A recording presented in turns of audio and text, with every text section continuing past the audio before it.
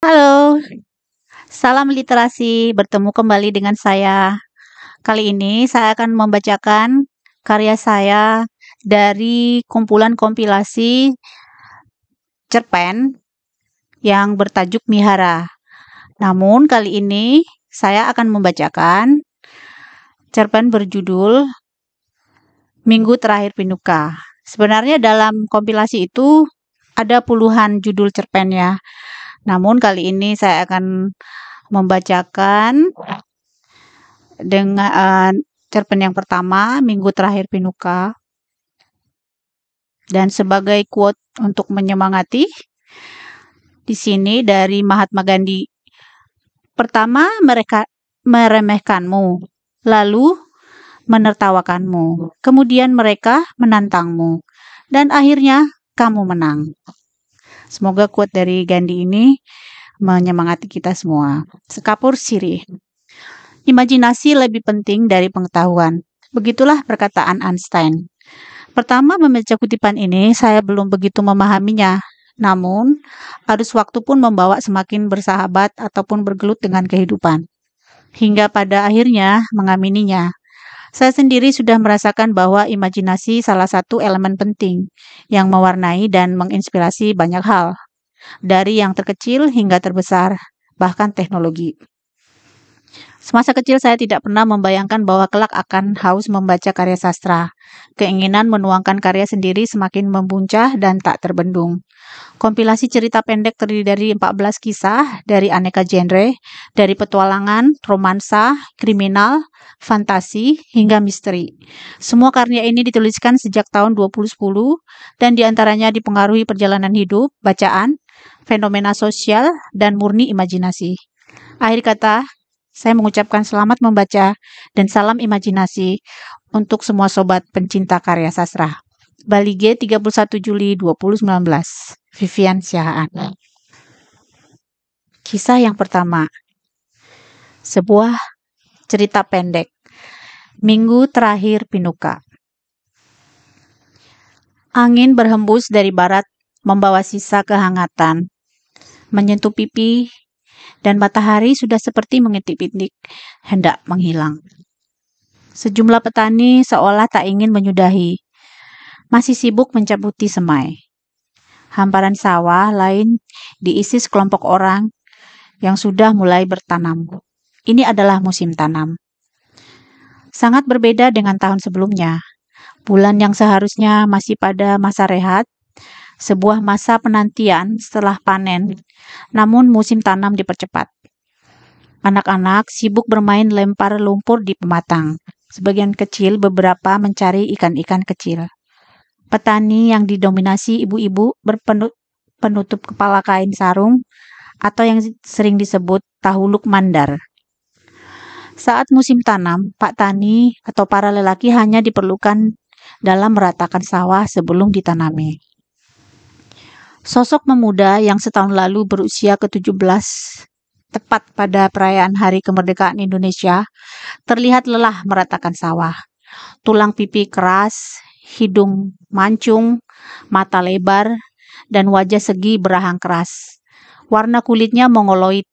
Warna kulit mongoloidnya terbakar terik tropis Khatulistiwa. Dengan tinggi 172 cm, masih merupakan tinggi rata-rata sebaya yang diwariskan ayahnya padanya.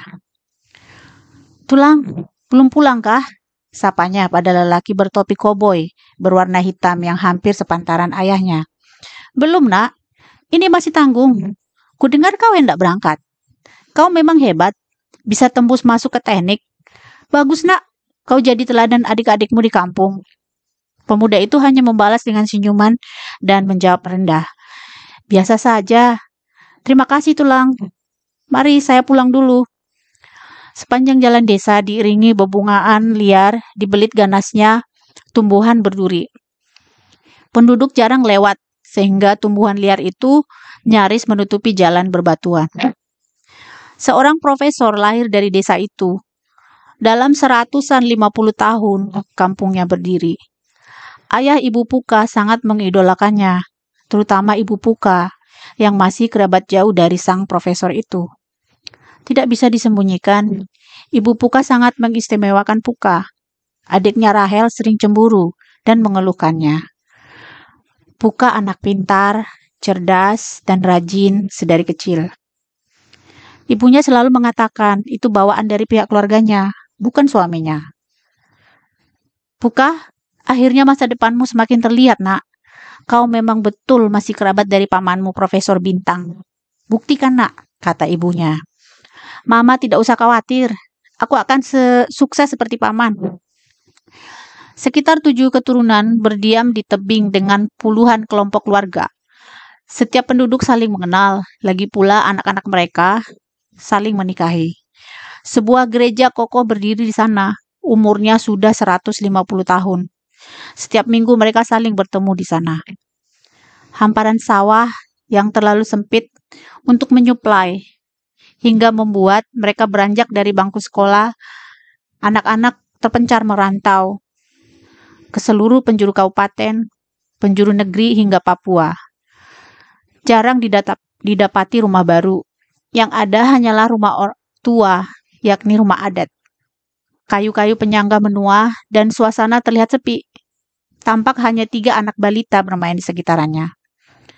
Gereja menjadi bangunan yang paling megah dan paling tinggi di desa itu. Cemara dan tanaman mangga mengelilingi gereja.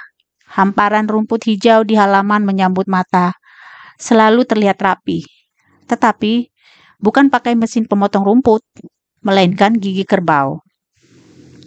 Layaknya anak pertama, Puka sudah dikader sejak kecil, bertanggung jawab akan kedua adiknya, dan kelak ia juga menjadi orang tua bagi keduanya. 4 saudaranya meninggal dunia sebelum ia lahir. Puka terlahir sehat dan menjadi kesayangan semua keluarga, terutama ibunya. Kau Puka, penerus keluarga. Baik-baiklah kau di rantau, nak. Unang ulai naso suman amang. Jangan lakukan hal yang tidak baik. Itulah pesan terakhir dari ibunya. Kisah neneknya, kelahiran Puka sangat dinanti. 2 kakak perempuannya meninggal saat berusia 2 tahun dan setahun. Dan 2 abangnya pada usia 15 bulan dan 3 tahun. Semuanya terserang diare, berujung pada kematian. Tapi kini ia sudah memiliki adik perempuan, hanya setahun lebih muda darinya, bernama Rahel, dan yang paling kecil, bayi Sorta. Total penduduk di desanya 98 kepala keluarga, dengan satu keluarga umumnya rata-rata memiliki 7 hingga 8 anak. Begitu lulus bangku SMA, anak-anak mereka keluar. Ada yang bekerja di perkebunan, ada yang merantau di kota-kota besar, ada yang memilih kuliah. Bisa dibilang, kampung didominasi oleh orang tua, nenek kakek, anak-anak, dan bayi. Penduduk pun saling mengenal satu sama lain. Lahan yang cukup sempit, tapi sudah melahirkan ribuan keturunan. Perjalanan. Hari yang ia tunggu selama ini pun tiba, tapi sekaligus membuatnya bersedih. Tepat pada hari Minggu, ia meninggalkan tanah kelahirannya. Berucap selamat tinggal pada kasur dipannya yang ia tiduri bertahun-tahun. Kamar satu-satunya yang ia tahu. Tidak pernah ada alasan mengatakan kasur lain lebih baik, karena dia memang tidak pernah tidur tempat lain. Semuanya serba pertama kali baginya. Bepergian sejauh itu dari rumahnya, berjarak ratusan kilometer dari kampungnya. Pertama kali meninggalkan orang tuanya, pertama kali mengurus hidupnya sendiri. Selama 3 malam perjalanan menyusuri jalanan berlubang dan rusak sepanjang Pulau Sumatera, dia melihat hal baru baginya. Kota-kota yang disinggahi, orang-orang yang berbeda darinya. Jalan longsor, berlubang, menyempit, bersaing dengan truk, membuat perjalanan ngeri-ngeri sedap. Tidak banyak pilihan.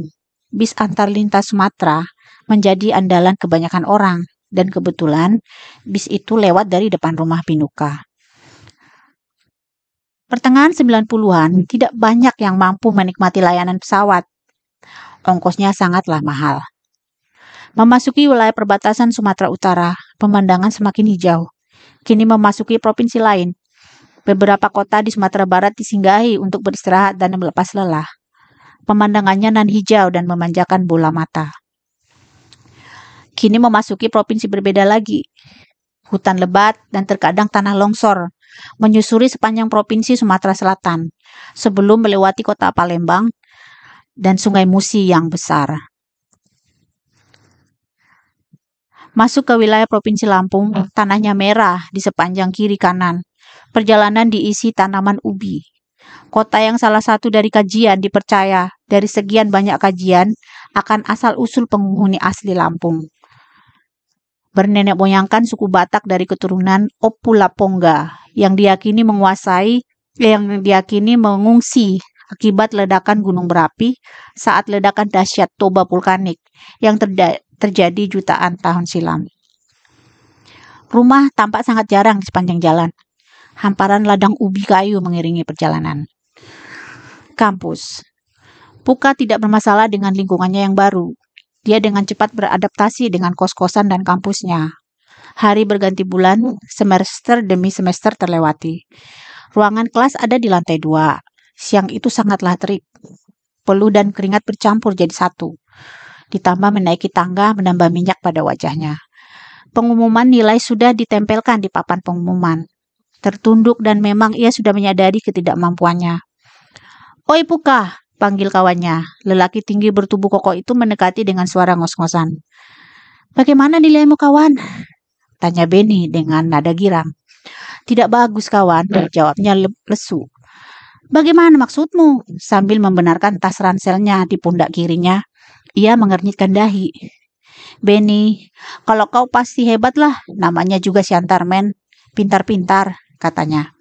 "Kau jangan gitu, kawan. Kau malah lebih hebat dariku lewat PMDK," timpalnya. "Ah, nilaiku C semua. Hanya pelajaran agama yang selamat. IPK aku nasakom, Ben." "Ah, yang benar kau, kawan." "Masa?" kata Benny seolah tidak percaya. "Bisa minta tolong, beritahu teman persekutuan. Aku tidak bisa datang untuk beberapa bulan. Malas ditanya-tanya terus. Bahkan sampai nanya ke teman-teman kontrakan." "Oke, baik. Nanti ku sampaikan," kata Benny. Benny berusaha simpati pada kawan baiknya.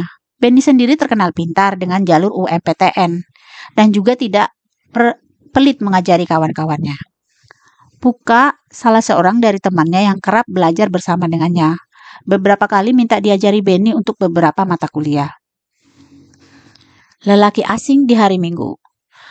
Walau sudah bergabung dengan persaudaraan perantau asal daerahnya dan aktivitas keagamaan tidak membuatnya sibuk dengan teman-teman barunya. Puka juga sering iri melihat temannya si Benny yang selalu ditelepon keluarganya. Bahkan kedua orang tuanya juga sudah mengunjunginya. Tidak seperti hari Minggu biasanya, penghuni rumah terlihat terburu-buru kesiangan. Mereka sudah terlalu larut pulang dari acara latihan kor di persekutuan kampus. Dan yang rutin setiap pagi di hari Minggu. Kehadiran pedagang jajanan, namun tidak pagi itu. Matahari cerah, namun suhu agak dingin menusuk di permukaan kulit. Penghuni tengah sibuk persiapan ke gereja. "Kau tidak ke gereja, Puka?" tanya lelaki itu sambil memandangi wajahnya di cermin. "Enggak, Bang James. Aku ada perlu. Sekalian pamit. Pagi ini aku mau ke Semarang." "Ngapain kau ke sana? Memang ada saudaramu di sana?" "Enggak ada, hanya main-main aja. Nanti juga pulang." "Sini apa enggak ujian kau?" tanya James kembali. "Kebetulan kosong, Bang. Kamis adanya." "Bukan bermaksud urisi pribadimu ya. Kau kan masih tergolong anak baru. Tapi kau sudah jarang berangkat ke gereja." Pinuka terdiam dengan muka masam, memajukan kedua bibirnya sembari menatap keluar rumah. Kursi plastik yang didukunya senasib dengan dirinya, sama-sama kropos. "Anak-anak persekutuan bilang kau tidak pernah aktif lagi." "Ya, aku tahu. Aku bukan abang kandungmu. Hanya saja hati-hati kau bergaul. Itu temanmu yang jemput kau ke sini itu siapa?" "Hanya teman, Bang." Semua penghuni berjumlah 5 orang. Mereka menuakan James karena dia memang paling senior dan penyewa kontrakan awal. Mahasiswa abadi kelakar anak-anak yang lain menyebutnya. Anak-anak juga menghargai James karena dia memang sosok yang bertanggung jawab dan pelindung dengan badannya yang tinggi kekar. "Berteman banyak itu bagus, tapi ya pilih-pilihlah. Kau tahu maksudku kan?" James bergerak dan menyandarkan diri di kusen pintu. "Sudah dulu, Bang, aku pergi." Ia beranjak terburu-buru setelah melihat sesosok laki mendekati halaman depan rumah. "Gak kau suruh masuk dulu kawanmu, Puka?" James menyaksikan keduanya melangkahkan kaki. Selain James, 3 penghuni lain telah bersiap dengan pakaian rapi. Mereka juga sempat menatap teman Puka. Teman Puka cukup tinggi, sekitar 170-an cm, berkulit putih, tapi yang pasti bukan teman kampus, bukan teman persekutuan, atau teman gereja. Bang James, tahu siapa kawan Puka tadi? Tanya salah seorang temannya yang berdiri di teras rumah. Enggak, Joy, tapi ya sudahlah, tak perlu dibahas. Dia sudah dewasa, dia sudah pamit tadi, katanya pulang sore ini. Kayaknya seperti bukan orang kuliahan ya, Bang. Bahkan sepertinya ia lebih tua dari Bang James. Memang sih, aku juga berpikir begitu. Nanti kalau ia sudah kembali, kutanyakan lagi. Malam kelam, ruang mayat dan kumpulan Samaria baik hati. Sebuah kolam kecil yang dihiasi teratai semakin menarik di bawah cahaya paduan sinar bulan dan lampu teras. Puluhan ikan berwarna keemasan saling berkejaran. Masih sekitar jam 9 malam. Sebenarnya, kalau bukan musim ujian, suasana gang masih ramai, apalagi Sabtu malam. Kosan itu tidak pernah sepi, selalu ada saja yang main catur, main karambol di teras. Seperti umumnya kosan putra, selalu ramai hingga tengah malam, tapi tidak malam ini. Sekali lagi, ini musim ujian. Hanya sekitar 2 meter dari kolam kecil itu, dua pemuda duduk santai, tampak tengah berbincang di teras rumah. Satu pemuda lain duduk menjauh memegang gitar. Kepalanya disenderkan pada pojok tiang teras. Hanya ketiga pemuda itu yang terlihat mata. 2 orang di atas motor sedari tadi sudah 2 kali bolak-balik. Kendaraan roda 2 berwarna hitam bermerek Yamaha meluncur pelan melewati gang yang agak sempit. Keempat bola mata mereka tetap fokus memerhatikan sekitar, hingga akhirnya menginjakkan rem di depan sebuah rumah dengan kamar berderet bercat biru. Selamat malam adik-adik, permisi mengganggu sebentar. Apa kalian tahu alamat ini? Sambil mengeluarkan selembar kertas. Tidak ada nomornya ya Pak, kalau daerah ini tahu. Gak jauh dari sini, Pak, sahut pemuda yang memegang gitar. Kalian mahasiswa kan? Kira-kira kenal nggak orang ini? Sambil menyodorkan selembar kertas putih hasil fotokopian kartu pelajar. Tahu, Pak, ini kawan saya. Memang kami beda jurusan, tapi kami teman satu persekutuan di kampus. Ya, namanya benar, Pinuka Raja. Benny memegang kertas itu. Begini, Dek. Kami baru saja dapat telepon dari kepolisian Semarang. Diminta mendatangi alamat ini. Ini juga hasil scanan. Ada apa dengan Puka? Tidak sabar Benny semakin penasaran dengan menegakkan bahunya. Ada jasad ditemukan di rawa di Semarang. Kartu ini ditemukan di dalam dompetnya. Kabarnya kini kondisinya mayat. Udah cukup rusak. Sulit dibandingkan dengan foto pada kartu. Ya Tuhan, jawab. Jadi maksud Bapak Puka meninggal? Saya sendiri tidak tahu, Dek. Sebaiknya ada yang berangkat sekarang juga untuk mengenalinya ke Semarang. Ini alamat dan telepon kepolisian di Semarang. Bahkan katanya untuk mempercepat, kalian boleh cek langsung ke kamar mayat rumah sakit umum daerah sana sambil menyodorkan lagi lembaran catatan kedua memuat alamat dan nomor telepon. Begitu kedua kepolisian beranjak pergi, walau masih kondisi seperti baru disambar petir, Benny dengan terburu dalam kalut dan cemas bergegas mendatangi rumah kontrakan Puka. Suasana diselimuti duka, mereka berempat hebat berujung kekecewaan. Jadi tak satu pun dari kalian bertiga mau berangkat untuk Puka. Kalian egois, satu asal, satu sekolah, tapi begitu tega. Sudah setahun lebih tinggal bersama, tapi pertemanan kalian tipis, tegaan. Maaf bang, kami besok ujian.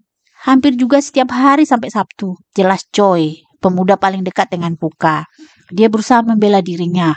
Kedua yang lainnya hanya tertunduk. Bang James kemana? Tanya Benny dengan muka marah. Dia baru beberapa jam lalu berangkat ke Jakarta. Bapaknya sakit keras, baru naik kereta malam sekitar 2 jam lalu. Joy lelaki bertubuh agak gempal adalah teman satu kamar Puka.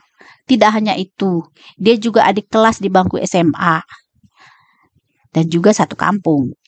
Secara terang, ia menolak berangkat ke Semarang dengan alasan keesokan harinya ada ujian. Benny meninggalkan rumah itu dengan kesedihan dan amarah. Malam itu, Benny mengajak teman kosnya yang termasuk mahasiswa abadi menemaninya. Dia berasal dari sekitaran Semarang. Benny sudah positif dan yakin ketika polis menemui mereka di kamar mayat. Tetapi siang hari, Benny harus pulang ke Jogja untuk memberitahu pihak kampus dan sekalian izin tak bisa ikut ujian. Pihak kampus memberi dana duka dan galangan spontanitas dari kalangan mahasiswa. Benny juga menelpon Rahel di Medan. Subuh harinya, beritahu tentang jasad. Teman kamar Puka, Choi, memberi nomor telepon Rahel. Sebelumnya gadis itu telah diberitahu dan Benny menerangkan ia perlu waktu untuk mengecek kepastiannya. Rahel meraung histeris di ujung telepon, mendengar suara Benny mengabarkan abangnya positif meninggal. Dalam kalut ia harus pulang ke kampung naik bis. Kendaraan sangat terbatas. Di rumahnya juga tidak ada telepon. Naik bis belasan jam karena harus bersambung 3 kali menyinggahi 3 kota kecil. Tragedi tewasnya seorang mahasiswa di Rawa menjadi tajuk utama di koran lokal Semarang. Kini Benny bersama 2 orang temannya berangkat dari Jogja dengan membawa rupiah bantuan dari manajemen kampus dan mahasiswa. Mereka akhirnya sampai di rumah sakit. Kini Benny dengan 2 teman satu jurusan Puka mendekati kamar mayat. Minggu tepatnya. Kerumunan orang-orang didominasi baju nuansa hitam dan kacamata hitam. Kebanyakan para wanita mengejutkan rumah sakit. Dari tampilan mereka yang elegan membuat orang terkesima dan bertanya, siapa mereka? Mereka umumnya sudah berumur 40 tahun ke atas. Para prianya berjas hitam dan beberapa orang berkemeja putih. Satu di antara mereka kenakan seragam pendeta dengan mendekap Alkitab di dadanya. Perhimpunan perantau dari berbagai profesi. Sekelompok orang Samaria baik hati. Pengacara, dokter, dosen, guru, polisi, jaksa, pegawai pemerintahan, wira swasta, dan beragam profesi lain berdatangan. Ibadah singkat pun dilakukan. Setelah itu, mayat dimandikan dan didandani. Benny menyaksikan sendiri pemandian itu. Dia tidak kuasa melihat wajah Puka yang sudah hancur terendam air. Kulitnya mengelupas, badannya bengkak, sulit dikenali. Tapi dia sangat yakin dengan baju dan celana ketika pertama melihatnya, Puka kerap memakai di persekutuan dan kampus. Kemeja kotak biru bergaris hitam dan celana jeans biru tua. Peti dan burung besi. Benny buru-buru menelpon ayahnya kembali, membatalkan dana utangan sementara yang akan ditransfer Senin mendatang. Ayahnya adalah seorang bendahara gereja dan sudah mengiyakan akan memberi pinjaman untuk ongkos pemulangan jasad. Himpunan perantau telah memesan pesawat hingga mendarat di Bandara Polonia. Mereka juga memberikan uang jumlah besar untuk ongkos perjalanan dari bandara hingga ke kampung Puka. Setiba di Bandara Polonia, adik Puka dan pamannya menjerit dan menangis larut dalam kesedihan. Padahal Benny sudah mengingatkan untuk mempersiapkan kendaraan pemulangan ke kampung. Kali ini dia memutar otak dan akhirnya Benny berhasil mendapatkan ambulans. Dia sendiri yang mengurusi ambulans pengantar hingga sampai di kampung halaman. Ia berusaha memaklumi duka mereka. Tangisan pun tidak pernah berhenti sepanjang perjalanan. Ratusan orang berpakaian warna hitam dan seorang ibu yang mengikatkan kepalanya dengan ulos berwarna hitam meraung-raung histeris. Benny menduga itu adalah ibu Puka. Ayah Puka memeluk Benny dan mengucapkan terima kasih berkali-kali. Benny menyampaikan titipan kata duka dari kampus, amplop duka dari teman satu fakultas, dan teman persekutuan. Sebelum bertolak ke Sumatera, Benny dan temannya pulang ke Jogja dan melaporkan kampus dengan membawa surat dan bukti dari rumah sakit. Pihak kampus pun memberi surat duka dan amplop duka untuk kepulangan Puka di kampung. Benny diminta membacakan surat itu sebagai wakil kampus. Orang tua Benny semakin sedih dan terharu. Orang tua Puka semakin sedih dan terharu mendengar ucapan-ucapan duka dari kampus, teman persekutuan, teman SMA, dan guru-guru SMA. Mohon Inang tidak perlu membuka peti. Wajahnya sudah sangat hancur Inang, kata Benny meyakinkan ibu itu agar mengurungkan niatnya melihat jasad anaknya. Awalnya ibu Puka menepis, tetapi suaminya menenangkannya. Akhirnya wanita itu pun menuruti suaminya dan Benny. Tidak usah diotopsi, saya yang minta nak. Sudahlah, untuk apalagi proses hukum, anakku juga sudah mati. Sekalipun ia dibunuh, biarlah Tuhan yang Maha Kuasa yang menghukum pelakunya. Biarlah alam itu juga yang membalasnya. Saya sudah pasrah, jawabnya terisak ketika Benny hendak pamit pulang. Pelukan dan ucapan terima kasih tidak henti diucapkan Ibu Puka. Ayahnya menyodorkan sepucuk amplop berisi uang. Benny bersikeras menolak amplop itu ketika ia tahu itu adalah uang. Jangan menolak, nak. Ini ganti ongkosmu. Uang ini tidak sepadan dengan apa yang kau lakukan, nak. Pengorbananmu sangat besar, nak. Mengantarkan anak kami, Puka hingga ke liang kubur. Saya minta tolong agar Ananda sampaikan ucapan terima kasih saya pada keluarga dan semua yang sudah membantu. Pihak kampus, teman-temannya, perhimpunan perantau baik hati. Baik, Pak, saya akan sampaikan, ujar Benny. 3 bulan setelah kepergian. 3 bulan kemudian, Benny mendatangi sebuah warung. Ia sadar sesosok lelaki agak aneh. Ketika dia menatap balik lelaki itu, bergegas pergi. Benny pun menghiraukannya. Teman satu kosnya pun datang dan bertukar cerita. Hanya sekitar belasan menit, pemuda lain duduk di warung sambil mengambil jajanan yang terhidang di atas meja. Dengan makanan yang masih belum habis, ia pamit meninggalkan kawannya. Benny mendekati James dan berdiri di samping lelaki itu. Bang James, sudah pulang? Sudah tahu cerita Puka kan? Memberinya salam. Sudah, Ben. Rasanya seperti ditusuk belati. Gak nyangka sama sekali. Bagaimana kabar dari keluarganya?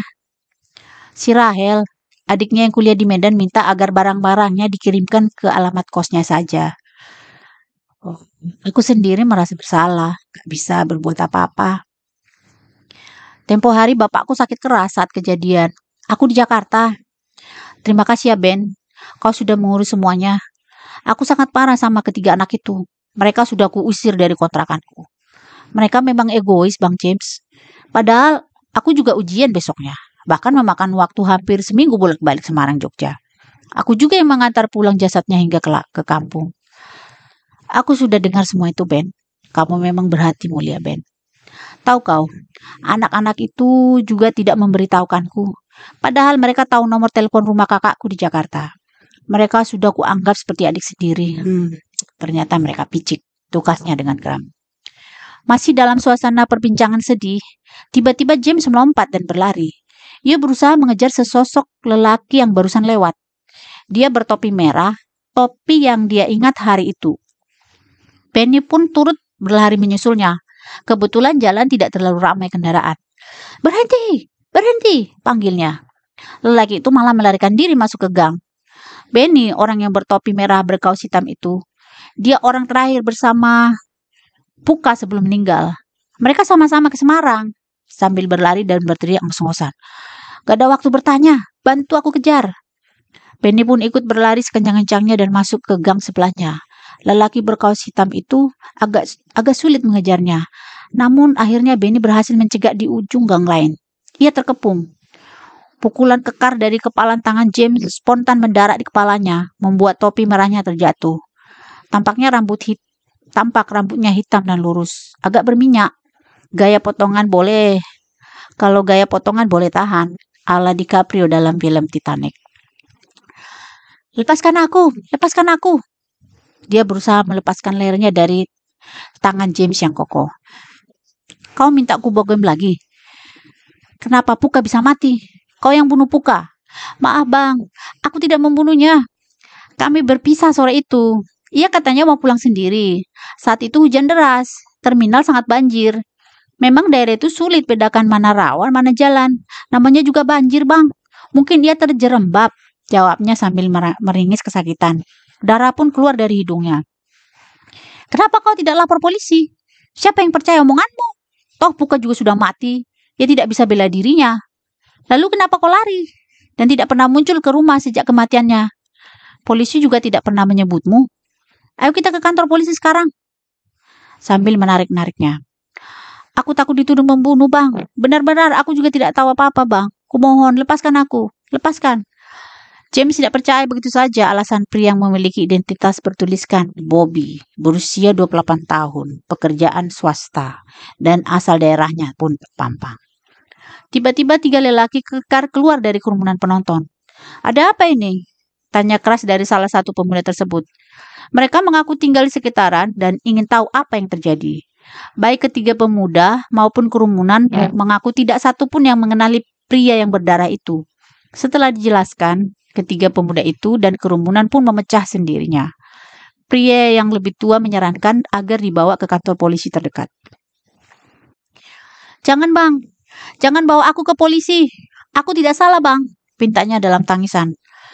"Bagaimanapun kita kurang bukti. Lagi pula kita butuh laporan dari keluarganya," terang petugas yang berjaga saat itu. Bobby, orang yang mencurigakan itu, berhasil lolos. James dan Benny hanya menyimpan fotokopi identitasnya untuk jaga-jaga apabila keluarga Puka kelak membawanya ke lingkup hukum. James menelepon kembali Rahel untuk kasus abangnya. Dia hanya bilang, tidak usah diproses hukum. Sama seperti pesan ayah ibunya pada Benny selesai acara penguburan. Puka telah tiada. Kematiannya meninggalkan samudera pertanyaan dan jutaan dugaan di benak orang-orang terdekatnya. Apakah ia benar-benar mati tenggelam di rawa seperti dugaan petugas yang tertoreh di koran? Benny dan James total meragukannya. Benny terkadang berteori, Puka telah bunuh diri akibat IPK-nya yang selalu jeblok. Joy terkadang mengiyakan. Orang tuanya sangat menggantungkan harapan dalam surat-suratnya. Menurut Joy, setiap habis baca surat ibunya, Puka selalu murung. Mendengar suara adiknya di telepon juga, ia kurang bahagia. Bahkan beberapa kali menolak menjawab telepon dari adiknya Rahel. Sisi lain, Joy sepakat dengan James bahwa Puka dan Bobby pasangan kekasih dan mereka bertengkar. Ataukah sekedar perkelahian sebatas pertemanan dengan Bobby? Lelaki itu tidak berniat membunuhnya. James lebih kuat menduga dan sangat mencurigai Bobby pembunuhnya. Tapi James hanyalah teman. Ia tidak bisa berbuat banyak. Apakah ada orang lain merampoknya? Dompet dalam keadaan kosong. Apakah uangnya diambil pemulung yang menemukannya pertama kali? Ataukah memang ia bahkan tidak punya uang sama sekali? Kalau pembunuhan berencana, kenapa kartu mahasiswanya ada? Otopsi tidak pernah dilakukan. Tidak seorang pun yang bisa menjawab. Hanya Tuhan dan Puka yang tahu. Yang pasti, tepat di hari Minggu, ia meninggalkan pelukan hangat terakhir pada dada ibunya beberapa tahun silam. Di hari Minggu juga, ia meninggalkan teman-temannya dan barang-barangnya. Di hari Minggu juga, ia disemayamkan oleh temannya yang tak pernah dia perhitungkan sebagai kawan baik, yaitu Benny. Sekelompok orang Samaria yang baik hati membebaskan arwahnya dengan setangkai doa, disertai kidung merdu perpisahan, hingga memulangkannya melayang di udara dengan burung besi. Kisah ini hanyalah fiktif belaka. Horace,